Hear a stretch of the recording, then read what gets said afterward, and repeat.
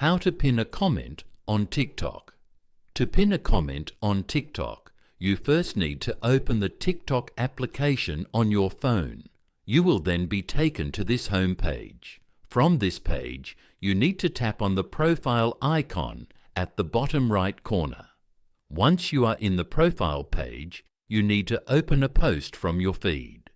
Then tap onto this comment icon over here. Now from the comment section, tap and hold any comment. A menu like this will appear. As you can see, there's no option to pin the comment, so we need to go back to the profile page.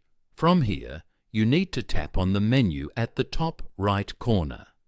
Then you need to select the option Settings and Privacy from the menu. Now scroll all the way down to the option Report a Problem. After that, tap on Interaction, then tap on the option Comment. Once you are on this page, select the option Other. From this page, hit the Need More Help button below to report the issue. State the problem right here. Once you are done, hit the Submit button. TikTok will get back to you with a solution.